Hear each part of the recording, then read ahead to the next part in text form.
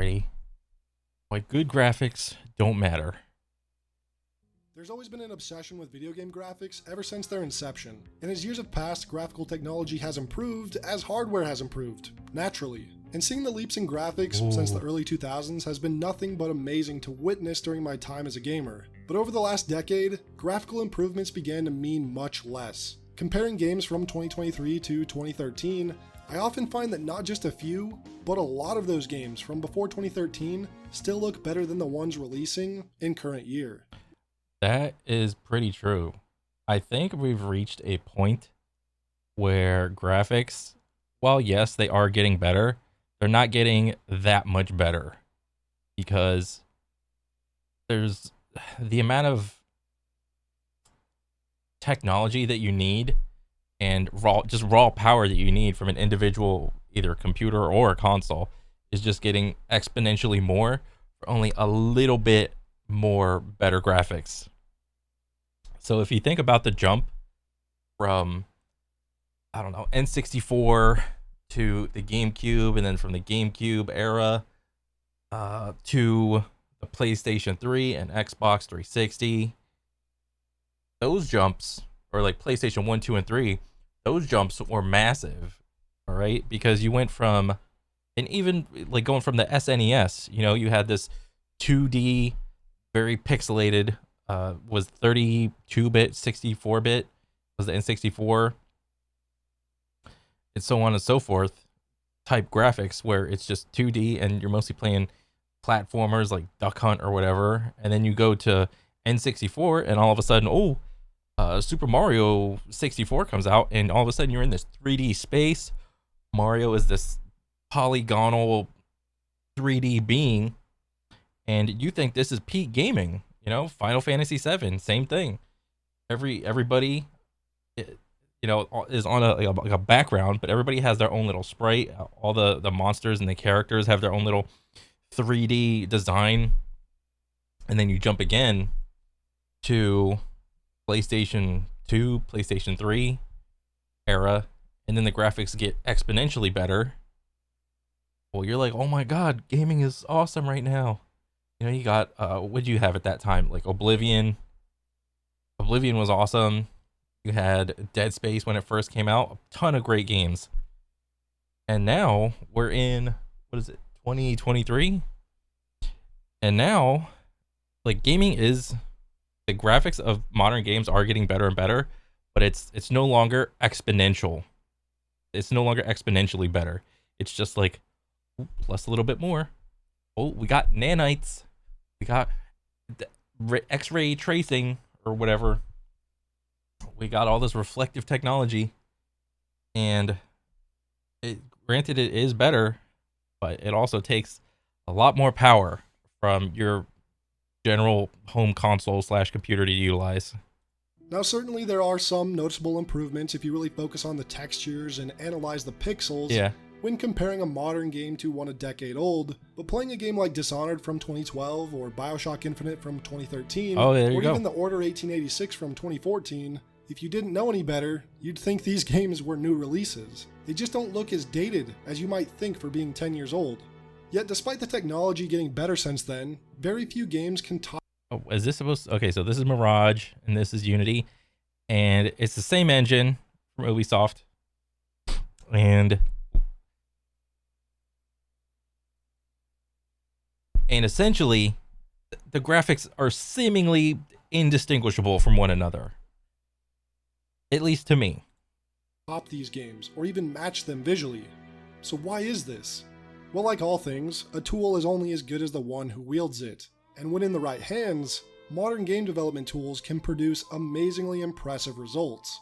But unfortunately, so many studios have been putting out games that, while graphically are impressive due to their technology that they're built with, end up looking like utter dog shit. A game like Forspoken. Okay, so what he means by this is,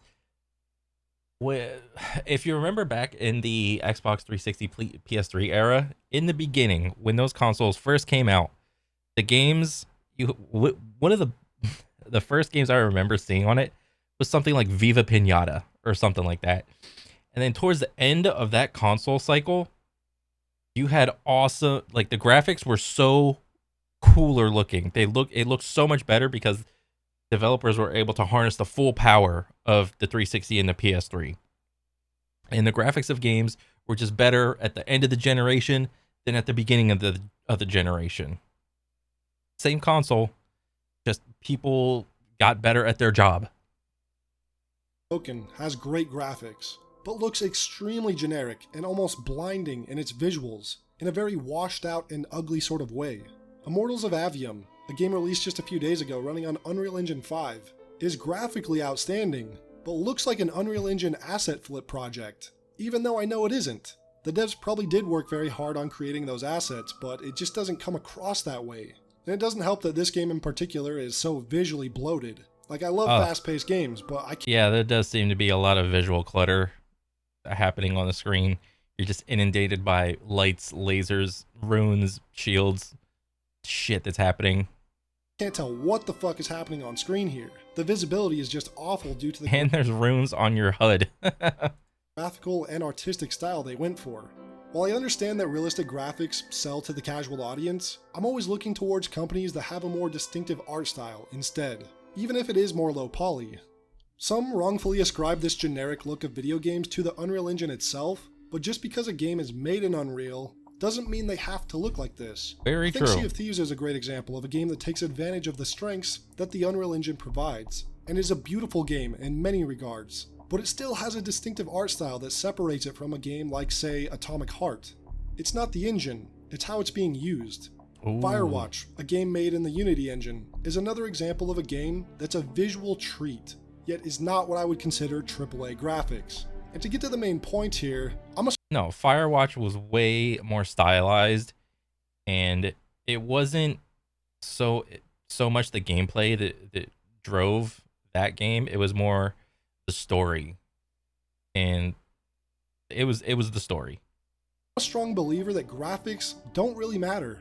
To some degree, sure, but we've reached a point in the last 10 years, and especially in current year, where graphics have mostly plateaued. So art style is everything.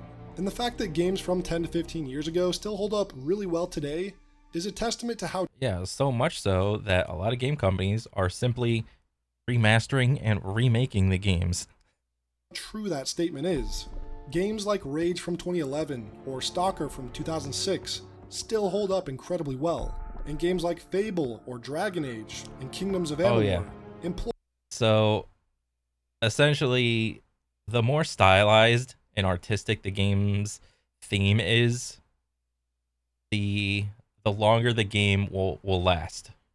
Because if you take a lot of games back in the day that went for the realistic look and you try to play them today, it's hard to play them because, you know, that was the realistic one of the time. Whereas I would say something like Borderlands or Shadow of the Colossus were way more artistically stylized in what they were going for.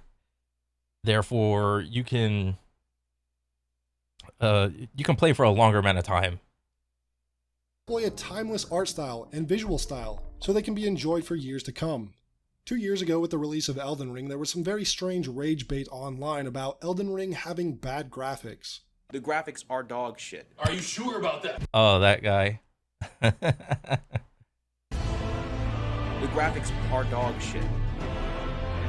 The graphics are dog shit. The graphics are dog shit.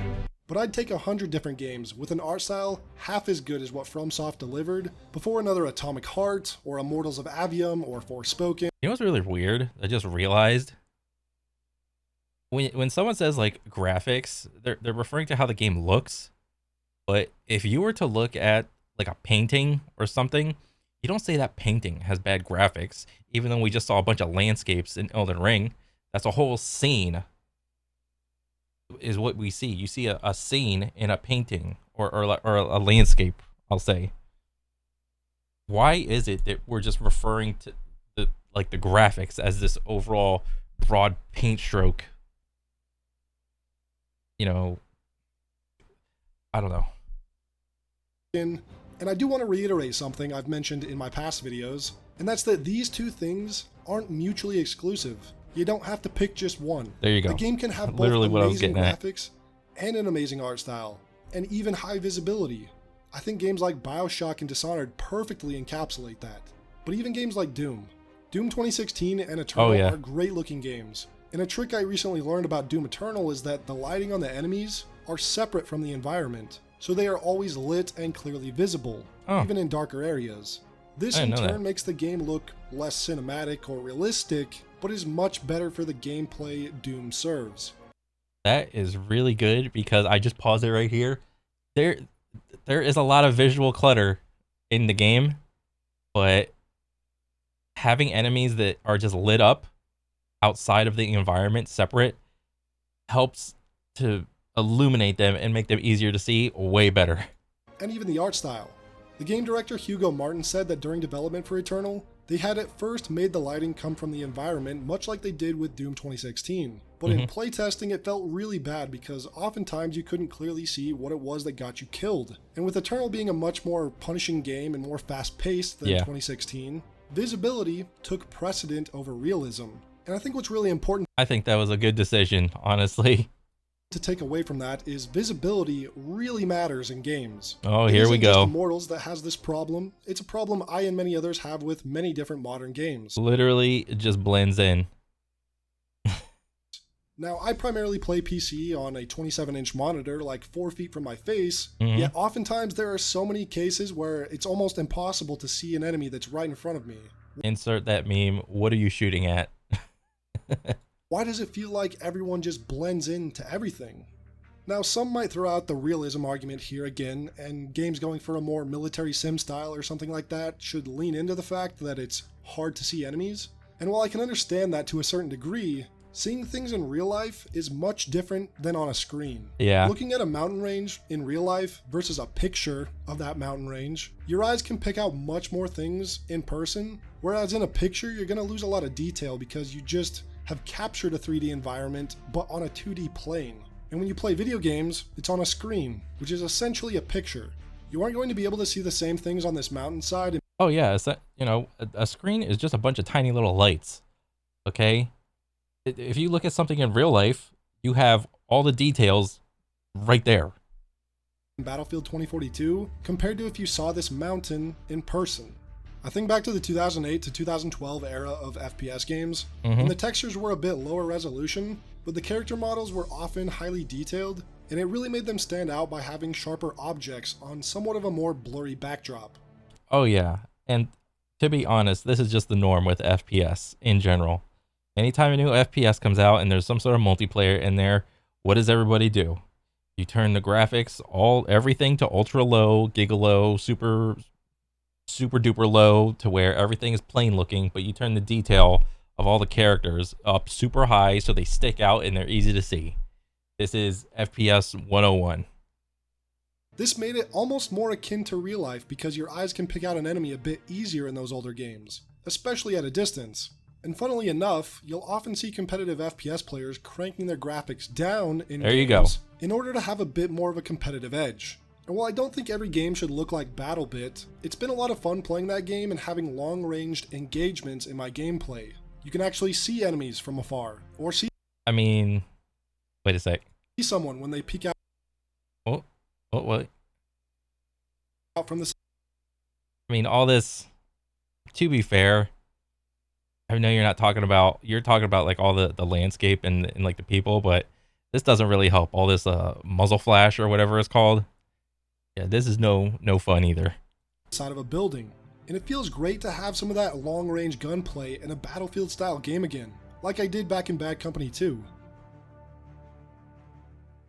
I think one of the best examples of art style being more important than graphics though is with the PS5 Demon's Souls remake. I think in every way except for graphics, the remake is worse than the original. The atmosphere is much diminished, the art direction became more generic looking, and both the enemy designs and environments have been changed to go against the visual storytelling that the original did so successfully. And in turn, while Elden Ring doesn't have the graphical fidelity of the Demon's Souls remake, I think it's a far better looking game because of its incredibly strong art direction. I haven't played Demon's Souls yet. I want to, and to my understanding, I think there's a remake. I'm not entirely sure, but I do want to play it because I'm the more I play Souls-like games, the more I am getting into them. Another example I've mentioned in the past is about the Destiny franchise, where there are many Oh instances boy. where Destiny 1 looks better than Destiny 2.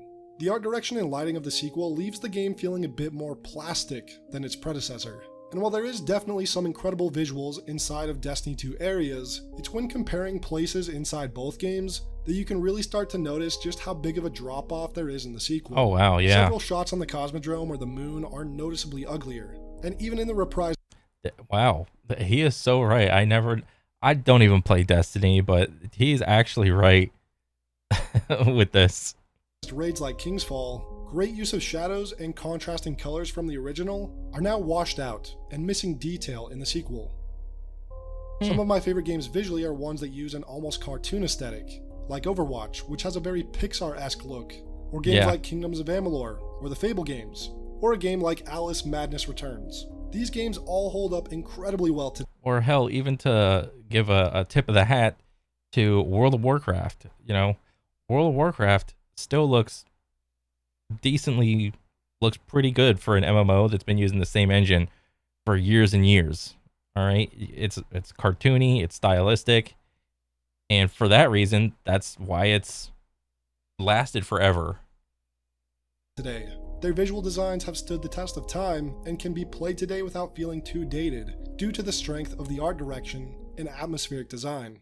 Now, some games have bad art style and bad graphics. I think Pokemon Scarlet and Violet are a pretty good example of that. Both graphically and artistically, they look like absolute shit. And that's not the Switch's fault. Sword and Shield on the Switch looks much better than Scarlet and Violet, and for some reason, the more 3D and open world the games have gotten, the worse the visuals and Bro, this all that land looked like baby's first video game is what it looked like to me. Art direction. It's both unfortunate and confusing because a game like Xenoblade Chronicles 3, this looks good. a game also on the Switch, looks pretty good given the hardware, and I was hoping Pokemon's visuals would at least be somewhere in that ballpark by now, especially since it's clearly possible. Realistic versus believable. Every time I hear a studio try to sell their game and their focus is on how cinematic or photorealistic it is, I usually just check out. The industry spends so much time trying to make games realistic without remembering that games should focus more on the gameplay and its art direction. Yeah. It's like they say, every time a game developer brags. Well, here's the thing. You can have games that focus on gameplay, and then you can have games that focus on story and graphics. You can have both. The issue becomes more apparent when a dev tries to get the best of both worlds. It seems to me what happens a lot of the time. Brags about how cinematic their game is, an angel loses its wings. I care much less about a world that looks ultra realistic and more about a world that feels realistic. Right. So you can take, let's say Mass Effect. Would you consider Mass Effect cinematic, more like cinematic driven or more gameplay driven? Because I mean, the graphics are a little bit dated. I'm talking about like Mass Effect 1, 2, 3. And because I do think, didn't Mass Effect have those black bars at the top and the bottom, if I recall correctly? I could be wrong. But at the time, the graphics of Mass Effect 1, 2, and 3 did get better and better with each installment of the game. And the gameplay did get a little more fluid, and it felt more responsive as each title went on and on. So I would say Mass Effect does a good job of marrying the two of like pretty good graphics and like the cinematicness of it with the gameplay.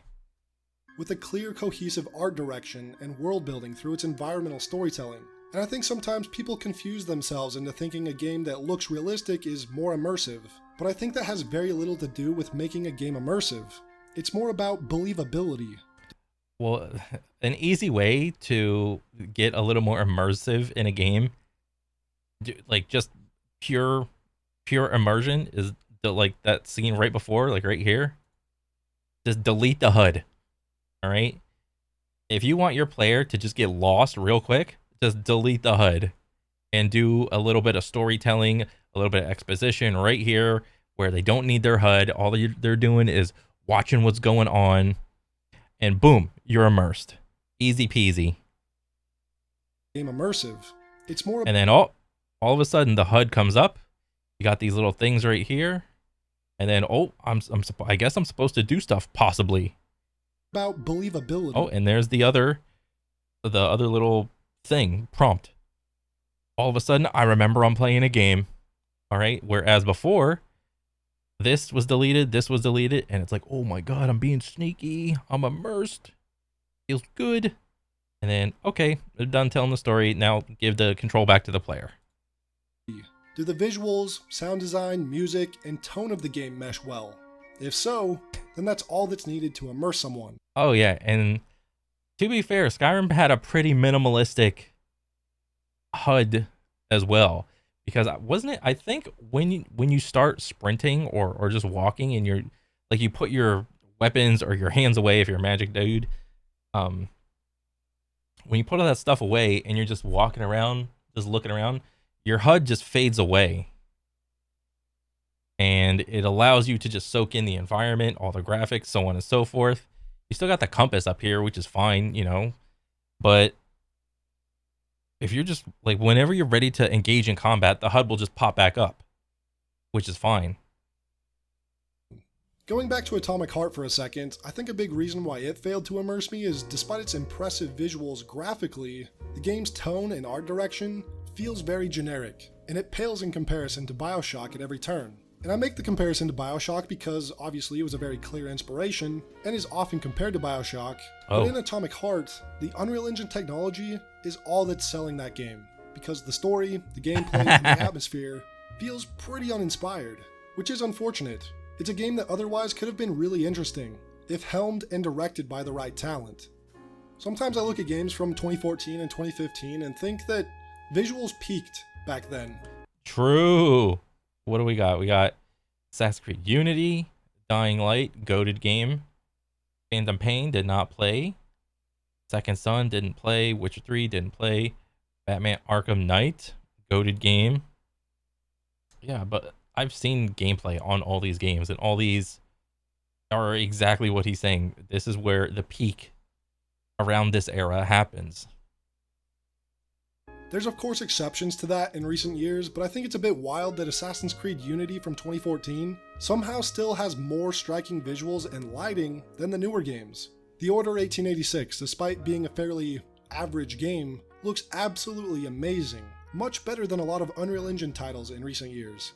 Dying Light 1 looks more impressive than its sequel. Even Far Cry 4 has more attention to detail than Far Cry 5, with 4 having much more lively environments versus the more static ones of 5. Battlefield 1's destructibility and details. Honestly, what I think it is a lot of the games that kind of look bland and samey, they go for an environment that has more muted colors and less vibrant colors in it. Like, they just purposely tone down the vibrance a little bit in order to give the player a little more vibrance whenever they interact with something. If there's a lot of particle effects or whatever, lasers, explosions, so on and so forth, because the dev wants the character to be the source of all the vibrance, and you want to be that little key jingling thing. You want to put that in front of the player.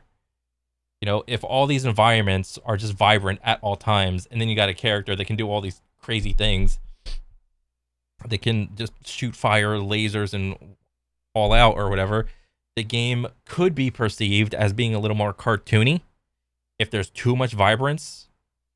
And having a very muted environment with a lot of grays, and, you know, like if this tree was a little bit like less green and all this stuff was less tan, it gives a sense of gloominess to the world. Beat out 2042, and it's not even close. Infamous Second Son, Arkham Knight, these games still outshine games 8 to 9 years later visually. The graphical technology and more high-res textures are doing a lot of the heavy lifting for modern AAA developers because somehow we keep seeing regressions in so many different areas over the years. It's not just the visuals, but the animations too. But I'll save that for another day. Environmental storytelling is the most effective way to tell a story and immerse us in a world. Humans are visual creatures, and exposition dumping is often a big turnoff. Yeah. This doesn't mean that dialogue or even some exposition is a bad thing, far from it, but it's important to make sure that the visuals speak for themselves, and the dialogue and exposition service the visuals, rather than the other way around. I think a game like Firewatch does this almost perfectly, and I plan to cover that in a future video.